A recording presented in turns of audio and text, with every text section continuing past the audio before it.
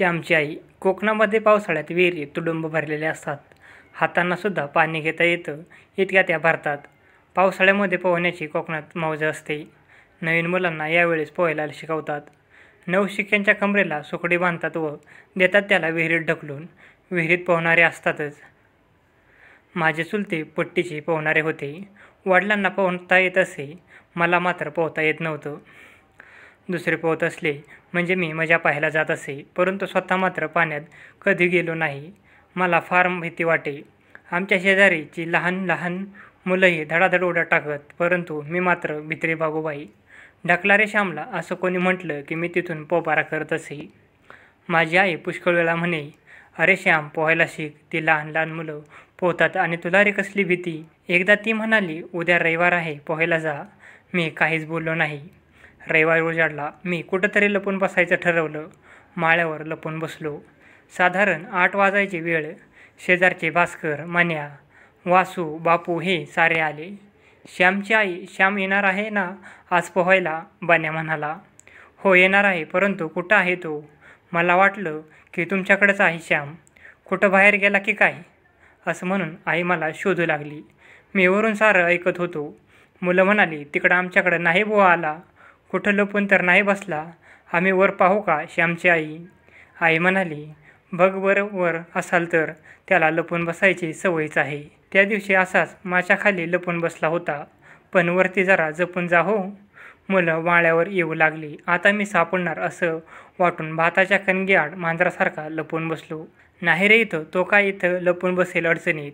एक जण म्हणाला, चल आपण जाऊ, उशीर होईल. इतक्यात भास्कर म्हणाला, अरे तो बघा, त्या कणगी पाठीमागं लपलाय. झालं.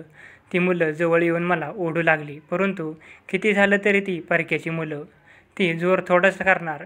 ती हळूहळू ओढत होती व मी सर्व जोर लावून प्रतिकार करत होतो. श्यामची आई, तो काही येत नाही आणि हालतही नाही, मुलं म्हणाली. आईला राग आला. ती म्हणाली, बघू दे कसा येत नाही तो.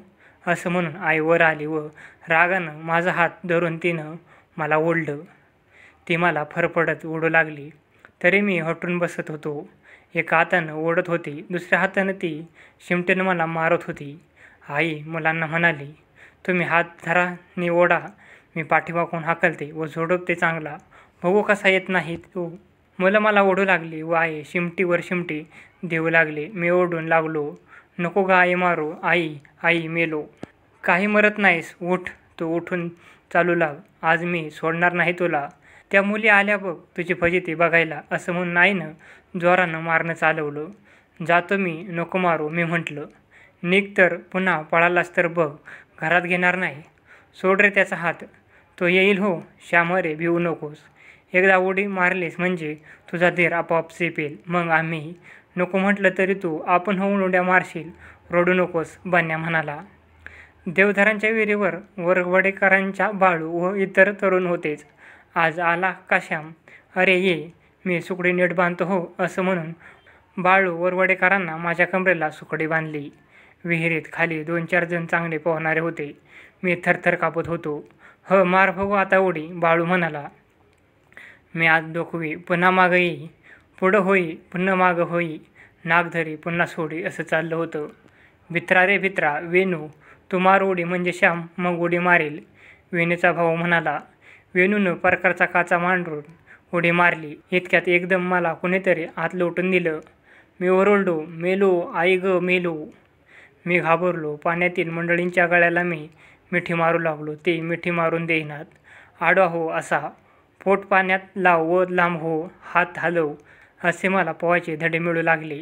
बाळूनही उडी घेतली व त्यानं मला धरलं. माझ्या पोटाखाली हात धरून तो मला शिकू लागला, घाबरू नको, घाबरलं म्हणजे लवकर दम लागतो. आता फिरून उडी मार, चढ वर, बन्या म्हणाला. मी पायऱ्या चढून वर आलो. नाक धरून पुढं मागं करत होतो, परंतु शेवटी टाकली एकदाची उडी. शाबास रे श्याम, आता आलंच पोहणं. भीती गेली की सारी आली, बाळू म्हणाला.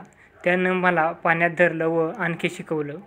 आता आणखीन एक उडी मार म्हणजे पुरे, सारी मुले म्हणाली. आता आणखी एक उडी मार. वर येऊन मी उडी टाकली. एकटाच थोडा पोहलो. माझ्या कमरेला सुकडी होत्या म्हणून बुडायची भीती नव्हती. माझा धीर चेपला. पाण्याची भीती गेली. आम्ही सारे जाण्यास निघालो.